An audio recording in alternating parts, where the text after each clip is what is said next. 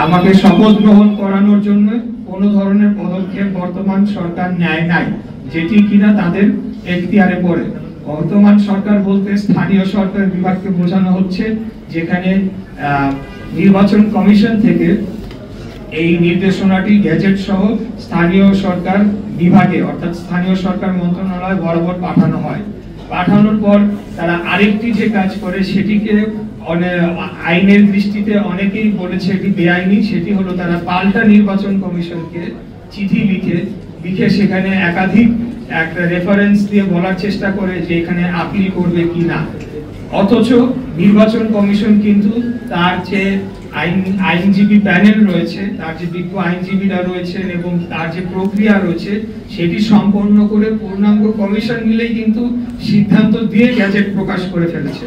অতএব এখানে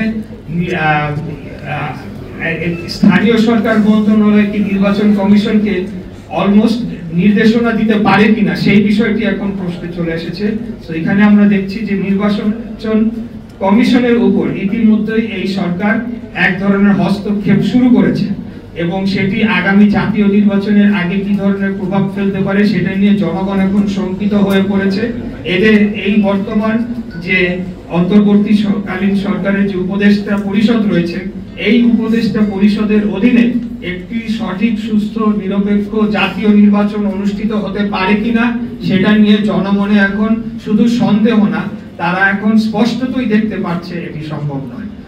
আর আরেকটি যে কথা বলতে চাই, যে সেই ব্যাপারেও নির্বাচন কমিশনও পাল্টা উত্তর দিয়েছে যে তারা সম্পূর্ণ আইনি ব্যাখ্যা দিয়ে কোন কোন রাউন্ডে কিভাবে তারা এই সিদ্ধান্তটি নিয়েছে এবং গ্যাজেটটি প্রকাশ করেছে। সেটি পাওয়ার পরে স্থানীয় সরকার মন্ত্রণালয় তারা এখন কালক্ষেপণ করার জন্য আবারও চিঠি দিয়েছে। এখন কোথায় দিয়েছে সেটা বলতে পারছি না, কেউ বলছে আইন মন্ত্রণালয় দিয়েছে, কেউ বলছে সলিসিটর অফিসে দিয়েছে। নানা ধরনের কালক্ষেপণের আশ্রয় তারা নিয়েছে। এটির মধ্যে দিয়ে স্পষ্টতই বোঝা যায় যে একটি সরকারের ভেতর একটি সরকার রয়েছে যারা এখন দলীয় আচরণ করছে, তারা একটি বিশেষ দলকে সুবিধা দেওয়ার জন্য তাদের পলিসি অনুযায়ী তারা কাজ করে চলেছে। For more updates, follow us on Facebook, subscribe our YouTube channel, get the latest update on www.daily-sun.com.